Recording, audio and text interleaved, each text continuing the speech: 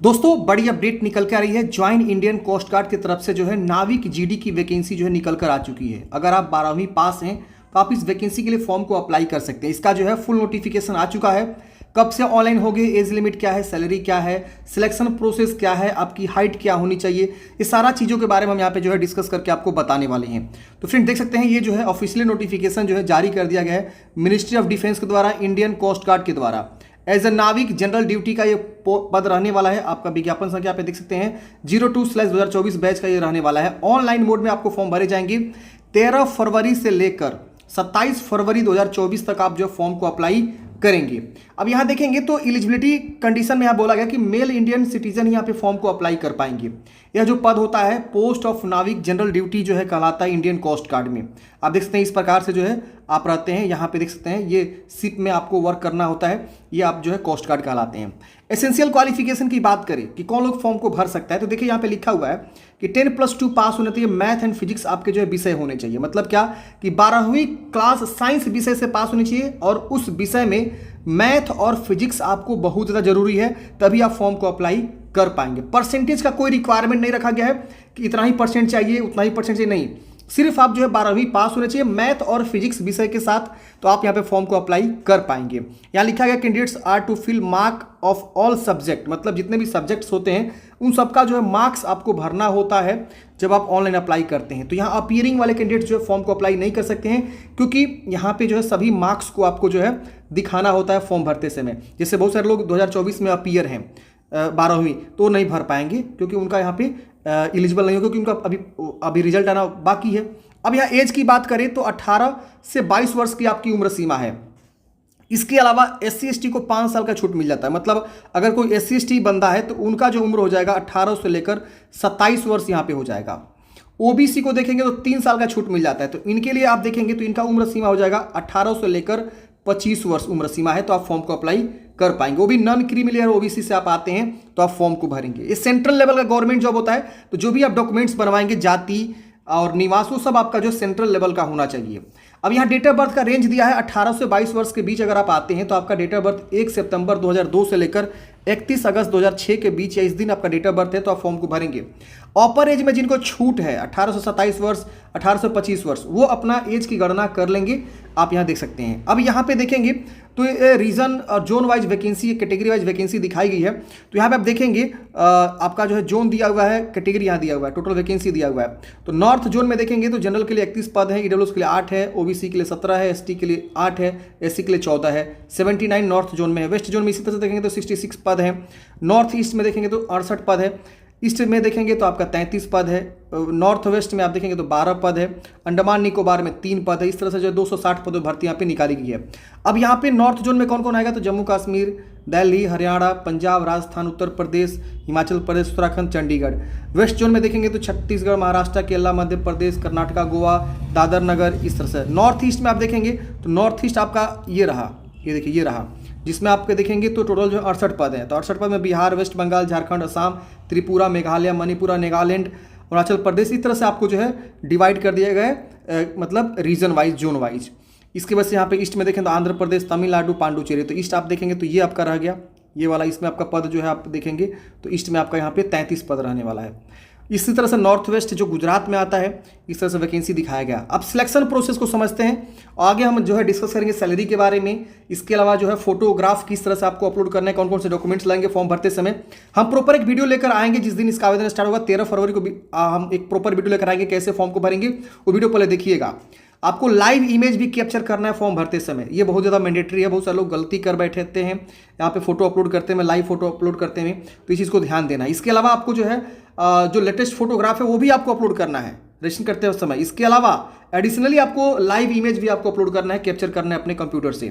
अब यहाँ देखेंगे तो आपको ये 4 स्टेज में आपका जो है ये सिलेक्शन होता है। स्टेज 1, स्टेज 2, 3 और 4। हम आगे सभी जो है पैराग्राफ 6 में डिस्कस करेंगे ये सभी स्टेज का मतलब क्या है, स्टेज 1 में क्या होता है, स्टेज 2 में क्या होता है, स्टेज 3 में क्या होता है, स्टेज 4 में क्या होता है। तो ये हम सब आगे डिस्कस करेंगे। फॉर्म भरने के बाद जब आप एग्जाम देने जाएंगे तो आपका जो है बायोमेट्रिक भी कैप्चर होगा, लेफ्ट थंब इंप्रेशन का, ये सब जानकारी बताया गया कि स्टेज 1 में आपका जो एग्जाम होता है कंप्यूटर बेस्ड एग्जाम वहाँ पे, और आपका जो सिग्नेचर होगा और आइडेंटिफिकेशन मार्क्स वगैरह जो आपसे चेक करे जाएंगे।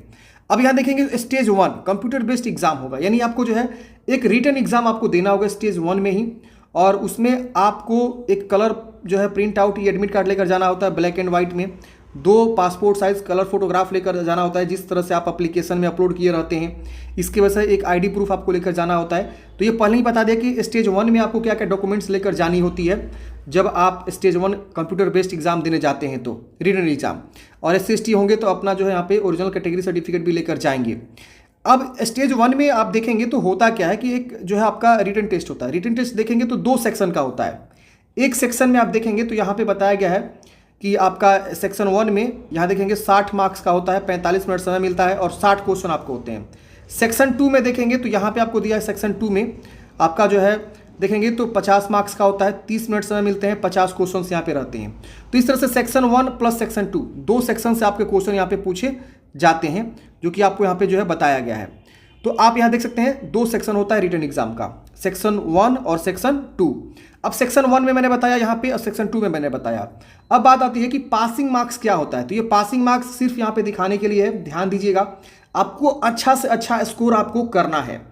अब यहाँ लिखा हुआ है कि सेक्शन 1 एंड सेक्शन 2 में सेपरेटली कंपलसरी है पासिंग मार्क्स। अगर मान लीजिए आप सेक्शन 1 में अच्छा स्कोर करते हैं, सेक्शन 2 में अच्छा स्कोर नहीं करते हैं, तो फिर आप पास नहीं कहलाएंगे। तो हर एक सेक्शन में आपको अच्छा जो है यहाँ पे करना होगा। अब देखेंगे सेक्शन 1 का जो सिलेबस है वो क्या है। तो देखिए यहाँ पे बताया गया है, सेक्शन 1 में आपको बताया गया है कि 60 मार्क्स से क्वेश्चन होंगे, 45 मिनट समय मिलेगा, जिसमें मैथ से 20, साइंस से 10 और इंग्लिश से 15, रीजनिंग से 10 क्वेश्चन होते हैं, जीके से 5 क्वेश्चन होते हैं। यहाँ पे सिलेबस जो होगा आपका 10वीं स्टैंडर्ड का होता है। और यहाँ पे सेक्शन 2 में देखेंगे तो इसका जो आपका सिलेबस है वो क्या दिया गया है। तो यहाँ पे दिया गया है कि हम जो है फिजिक्स से 25 और फिजिक्स से मैथ से 25 क्वेश्चन पूछेंगे और 12वीं लेवल का फिजिक्स मैथ यहाँ पे रहता है। तो ये भी आधे घंटे का आपका होता है पेपर और 50 मार्क्स 50 क्वेश्चन आपको यहाँ पे रहते हैं। तो आप यहाँ पे देख सकते हैं ये सारा चीज़ बताएगा। यहाँ पे नॉर्मलाइजेशन मार्क्स के बारे में बताएगा, आप यहाँ पे देख सकते हैं। इसके बाद से यहाँ पे आपको जो है बहुत सारे ऑप्शंस यहाँ पे दिए गए हैं। यहाँ लिखा गया there is no negative marking, मतलब जो है एग्जामिनेशन में आपका कोई निगेटिव मार्किंग नहीं होता है। तो आप तुक्का भी मार सकते हैं, अगर लास्ट के 10-5 क्वेश्चन बच जाते हैं तो तुक्का जरूर मार दीजिएगा। यहाँ लिखा है डिटेल सिलेबस के लिए आप जो है ICG की वेबसाइट से जाके चीज़ों को चेक कर सकते हैं कि मैथ से कौन कौन से टॉपिक पढ़ने होते हैं, जीके से कौन कौन से टॉपिक, रीजनिंग से कौन कौन से टॉपिक, इंग्लिश से कौन कौन से टॉपिक, मैथ साइंस जो भी है वहाँ से क्या क्या हमें पढ़ना है, किस किस सिलेबस को हम डिटेल में यहाँ पे आगे डिस्कस करेंगे अगर आप कमेंट बॉक्स में बताते हैं तो। अब बात आती है स्टेज 2 की। तो जब आप स्टेज 1 क्वालिफाई कर जाते हैं, स्टेज 1 क्वालिफाई करेंगे तो आपको शॉर्टलिस्ट किया जाएगा स्टेज 2 के लिए। स्टेज 2 का जो है प्रोविजनल एडमिट कार्ड जारी होगा वेबसाइट पे। आप अगर स्टेज 1 क्वालिफाई करते हैं तो आपका रिजल्ट आएगा, रिजल्ट में आप देखेंगे हाँ मैं क्वालिफाई हूँ, तो आपका एडमिट कार्ड आएगा स्टेज 2 के लिए। स्टेज 2 में देखेंगे तो आपका जो है ना एडिबिलिटी टेस्ट होता है, असेसमेंट टेस्ट होता है। इसके बाद से आपका जो है फिजिकल फिटनेस टेस्ट होता है।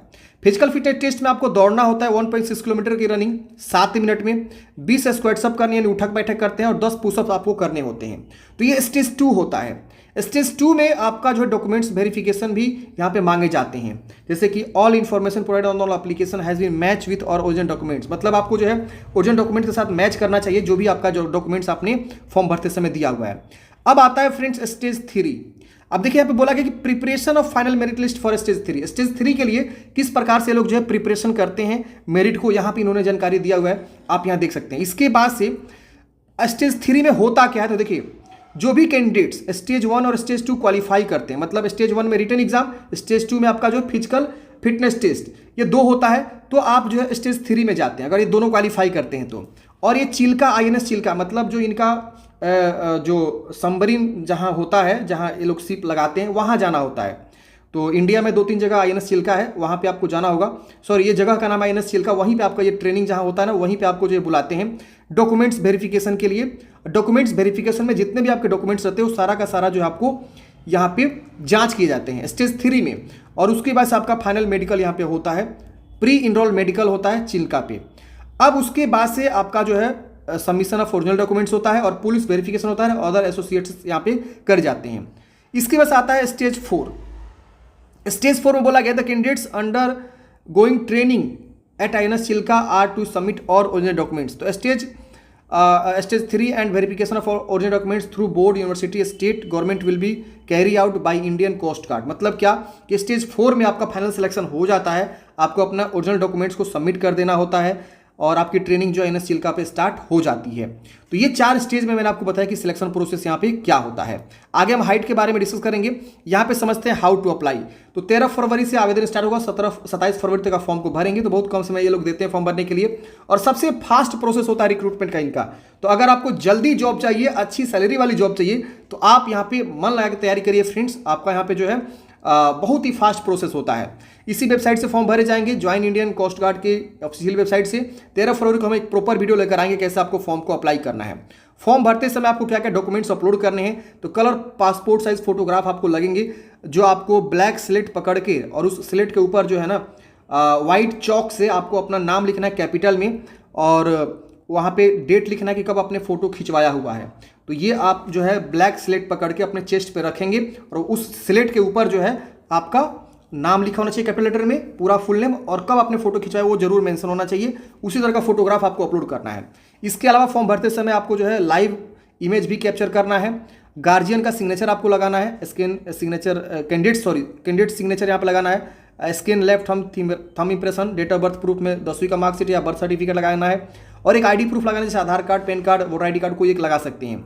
और आपको एनओसी लगाना है अगर कोई ऑलरेडी पर्सनल सर्विंग सिविलियन है तो, और डोमिसाइल सर्टिफिकेट भी आपको यहाँ पे लगाना है फॉर्म भरते समय, जो सबके लिए यहाँ पे जरूरी है।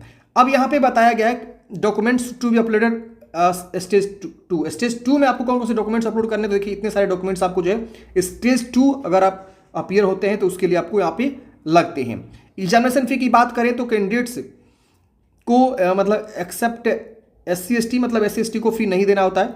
300 रुपये एप्लीकेशन फी है, मतलब जनरल EWS OBC को 300 रुपये एप्लीकेशन फी है, और SC/ST को फी यहाँ पे माफ है, एक्सेप्शन है, माफ है, उनके लिए फी नहीं जमा करना। फी की बात करें तो फी आप जो है ऑनलाइन ही पेमेंट जमा कर सकते हैं। एग्जामिनेशन सिटी की बात करें तो आपका जो 30 किलोमीटर के रेडियस में ही आपका एग्जामिनेशन सेंटर देखने को मिलता है, और सबका एडमिट कार्ड यहाँ पे जारी होता है। पहले ऐसा होता था कि एडमिट कार्ड नहीं आता था, लेकिन सबका एडमिट कार्ड जारी होगा। बात करें स्टेज 1 का एग्जाम, टेंटेटिव डेट्स इन्होंने दिया हुआ है, तो मिड या इंड अप्रैल में आपका कंडक्ट हो जाएगा, मई में आपका स्टेज 2 हो जाएगा, और स्टेज 3 का जो एग्ज़ाम आपका जो है अक्टूबर में हो जाएगा। तो इनका देख रहे हैं कितना फास्ट प्रोसेस होता है। तीनों स्टेज का एग्जाम का जो है इन्होंने टेंटेटिव डेट भी यहाँ पे दे दिया है कि आपका रिटन एग्जाम कब होगा, इसके वजह से फिजिकल कब होगा, स्टेज 3 डॉक्यूमेंट्स वेरिफिकेशन मेडिकल वगैरह कब होगा, सब चीज़ इन्होंने दे दिया है। यहाँ पे जो है list of documents required at each state, सभी स्टेज में आपको क्या क्या डॉक्यूमेंट्स चाहिए। तो स्टेज 1 में देखेंगे तो इतने सारे डॉक्यूमेंट्स आपको चाहिए, स्टेज 2 में देखेंगे इतने सारे डॉक्यूमेंट्स आपको लेकर जानी है। तो आप एक बार जरूर चेक करेंगे। स्टेज 3 में जो फाइनल डॉक्यूमेंट्स वेरिफिकेशन होता है वो आप देखेंगे तो इतने सारे डॉक्यूमेंट्स आपको लेकर जाने होते हैं।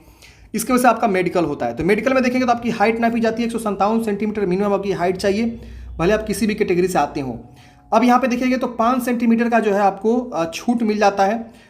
यहाँ देखेंगे तो बताया गया कि candidates having domicile of Assam, Nagaland, Mizoram, Meghalaya, Arunachal Pradesh, Manipura, Tripura, Garhwal, Sikkim, Andaman Nicobar island से अगर कोई आता है तो उनको 5 सेंटीमीटर का जो है एज में छूट यहाँ पे मिल जाता है।